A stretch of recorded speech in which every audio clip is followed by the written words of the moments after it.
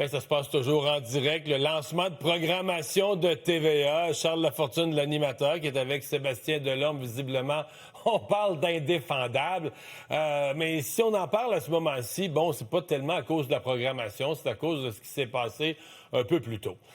Pierre-Carl Péladeau qui a lancé un message, c'est pas son premier, vous allez me dire, mais un message très, très fort sur l'avenir de la télévision. C'est vraiment là un constat très dur. Je vous redonne quelques chiffres qui ont été présentés. Les revenus de la télévision au Canada sont en baisse de 40 %. Et là, c'est pas TVA, c'est l'ensemble de la télévision privée, 40 % au Canada depuis 2011. Tout ce qui est en ligne, on dit qu'il y a des nouveaux revenus en ligne, mais 92 % des revenus en ligne s'en vont vers des géants du web. Comprendre tout à l'extérieur du Canada. Comprendre à YouTube, donc à Google, à Facebook, à TikTok en Chine, tout à l'extérieur du Canada. Donc après les coupures, évidemment, qu'il y a eu dans tous les médias, incluant les coupures majeures à TVA, il a lancé un cri d'alarme. Pour donner un exemple, TVA et les chaînes spécialisées, et c'est pas parce qu'il y a une baisse des cotes d'écoute ou des parts de marché, mais des pertes de presque 35 millions des revenus publicitaires seulement au cours des 3 dernières années. Donc, même s'il y a autant de monde à l'antenne, là, l'argent ne rentre plus parce que les publicitaires investissent dans les géants du web. C'est la nouvelle réalité. Et là, il y a toutes les règles fiscales, les règles des gouvernements qui pénalisent dans beaucoup de cas les joueurs locaux et avantage, ça paraît fou de dire ça, mais quasiment aide l'argent à sortir du pays. Donc, il a interpellé à la fois les gouvernements et le CRTC. Extrait de ce qu'avait à dire Pierre-Carl Péladeau. Alors voilà, gouvernement, CRTC, wake-up call. Il y en a qui n'aiment pas ça, dire de la télévision que c'est une industrie. Mais oui, c'en est une. Et c'est une industrie qui fait vivre des milliers de familles. Alors, on va continuer à taper sur le clou, on espère bien. Oui, puis malgré mon passé, j'y vais à Ottawa. Ah voilà, le nombre d'emplois au Canada, c'est supérieur, là, l'industrie de la télévision, de la culture qui vient avec, c'est plus d'emplois que l'aérospatial, là. C'est un flash certainement intéressant à garder à l'esprit. En parallèle de ça, campagne publicitaire donc, qui est lancée avec des artisans de la télé pour pousser plus loin cet appel à nos élus. On va regarder ça ensemble. Pour une télé qui nous passionne. Pour une télé qui nous rassemble. Une télé qui nous informe. Pour une télé qui nous distingue. Qui nous accompagne. Qui nous fait vibrer. Pour une télé comme aucune autre. Faut se lever.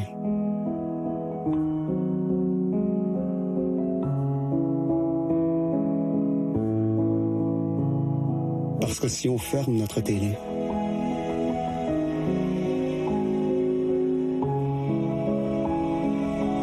c'est la culture qu'on éteint.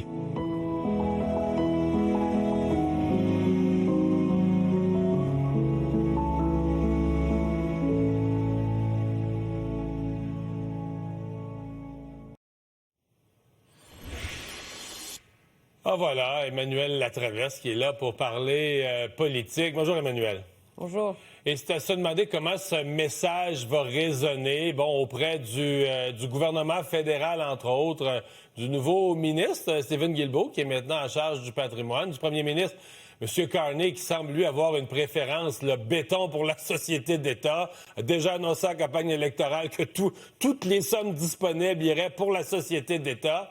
Est-ce qu'on va être sensible? Parce que là, c'est tous les joueurs privés qui perdent de l'argent. C'est pas compliqué, en français comme en anglais.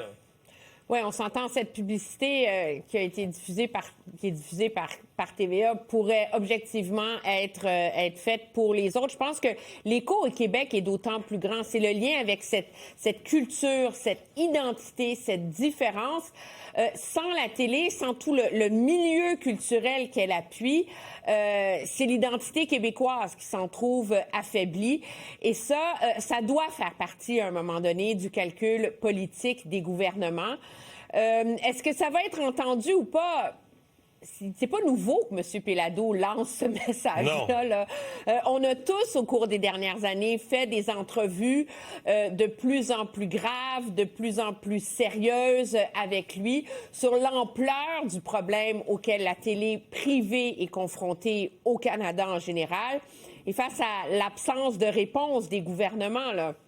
Rappelle-toi, quand les grandes compressions ont été annoncées à TVA, il y a 2 ans, le ministre de la Culture, M. Lacombe, était supposé se pencher là-dessus, etc. On attend toujours, là. Puis je pense que dans les enjeux qui sont très pertinents, très clairs, là, qui soulèvent, tu sais, il y en a 5, là. Réforme fiscale pour les publicitaires. Est-ce que quelqu'un peut m'expliquer pourquoi il y a des avantages fiscaux pour des entreprises étrangères qui placent de la pub au Canada?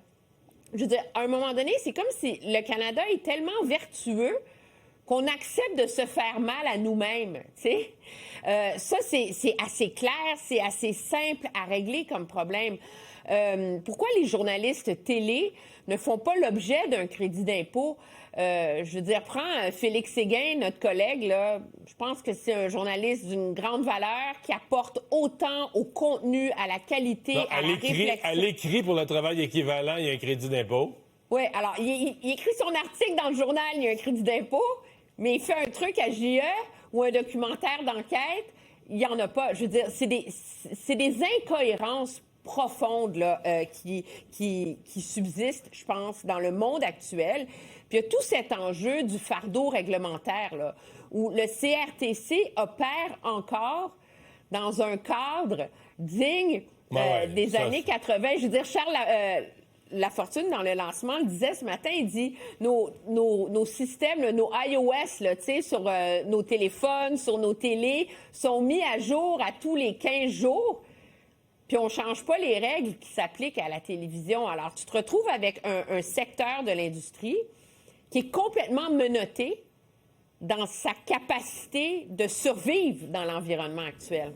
Non, mais le CRTC impose encore aux joueurs de la télé, là, comme TVA et les autres, des règles comme à l'époque où, tu sais, il y a 30 ans, quand ils faisaient de l'argent comme de l'eau, là. Je veux dire, il y avait des obligations, puis tu vas investir là-dedans, puis tu vas faire ceci, puis toutes sortes d'obligations. Puis écoute, là, t'as mis de la paperasse. Ben oui, t'as mis ces règles-là, le CRTC, à une époque où la télé faisait plein d'argent, puis là, tu lui disais, ben là, tu vas réinvestir, puis tout ça. Tout le monde perd de l'argent. Tu sais, c'est comme, on est dans un autre monde où le CRTC n'a pas suivi, mais comme pas pantoute, là. Bien, il n'y a rien qui suit, en vérité. De un, on a essayé de soumettre les grands géants du Web à un certain cadre réglementaire. Mais là, déjà, le gouvernement a reculé sur la taxe sur les services numériques dans ses négociations avec l'administration Trump. Est-ce que le reste des lois qui avaient été mises en place pour encadrer les géants du Web vont tomber aussi?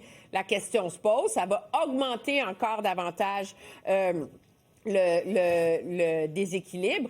Puis j'ai trouvé intéressant, moi, cette comparaison qui est faite avec l'industrie aérospatiale, de dire, écoutez, quand le secteur de la télé demande de l'aide pour faire face à une crise, c'est toujours comme si, c'est ça, c'est la télé, ils viennent quêter, qu'est-ce qu'ils ont, ils ont juste à se moderniser, etc. Mais on ne regarde pas cet enjeu, on n'a jamais ce réflexe-là quand il s'agit de l'industrie aérospatiale ou de autres grandes industries canadiennes qui sont, à divers égards, soit directement subventionnés ou qui bénéficient d'importants encouragements. Je pense que dans le contexte de la guerre commerciale actuelle avec les États-Unis, avec cette ambition larvée, finalement, des États-Unis de faire du Canada un 51e État, on n'est pas là-dedans, là, mais c'est cette idée de dire qu'il faut donner les moyens de protéger notre culture et notre différence culturelle qui passe par la télévision. Je pense que c'est un enjeu qui est majeur. Maintenant, est-ce que les gouvernements vont y répondre? Jusqu'ici, aucun d'entre eux ne l'a fait. Alors... Mais c'est parce qu'il ne semble pas y croire. Quand Pierre-Carl Péladeau a annoncé la suppression de 500, je n'ai plus le chiffre précis, 560 emplois, ils étaient tous surpris, là, le ministre Lacombe, les ministres à Ottawa, ils étaient tous bouche bée, comme, tu sais, mais ça fait des années qu'on le dit, comment vous ne voyez pas venir ça, vous étiez où? Mais comme ça, ben non, mais il ne va pas le faire. Ben voyons, il perd des dizaines de millions, il n'y a personne qui peut laisser une entreprise perdre des dizaines. C'est sûr qu'il va y avoir des... Puis là, ben quand les médias vont commencer à fermer, puis je ne sais pas combien d'élus présentement, peut-être qu'il y en a qui souhaitent ça dans certains partis, peut-être qu'il y en a qui... Mais l'idée qu'il y ait un monopole, qu'au Canada, tu as un seul poste, en français, en anglais, CBC Radio-Canada, puis c'est un monopole. C'est ça, la télé, c'est une société d'État, c'est le gouvernement, puis il n'y en a pas d'autres. Mais on n'est pas si loin. Moi, quand je dis ça, il y a des gens qui rient en coin. Non, on n'est pas si loin de ce scénario. Dans les faits, Mario, au Canada anglais, on n'est pas loin de ça. Parce que les nouvelles sont produites par des équipes canadiennes, là, sur Global, CTV, etc. Là. Mais le reste de la programmation... Le prime time, là, tu sais, les téléséries que les gens tout américain. Ce sont des séries américaines. Ah oui, je sais bien. Alors, à un moment donné, puis c'est vrai que Crave, différentes plateformes numériques sur demande diffusent des téléséries canadiennes, mais c'est marginal, là. Donc, dans les faits, c'est un problème qui existe depuis longtemps. Mais pendant combien de temps le gouvernement va faire la sourde oreille? Je ne sais pas, est-ce que ça va prendre un grand géant du Canada anglais qui va avoir les deux genoux à terre pour que finalement on se réveille? Peut-être. Déjà, Corus, qui est propriétaire de Global, n'est pas loin de la faillite technique. Là, ça vaut des miettes maintenant. Oui, Bell a coupé son dividende de plus qu'une moitié cette année. Tu sais, ça ne peut pas aller plus mal, en tout cas. Puis tout ce monde-là, c'est après des pertes d'emploi, puis des mises à pied, puis des fermetures de postes régionaux. Puis... En tout cas,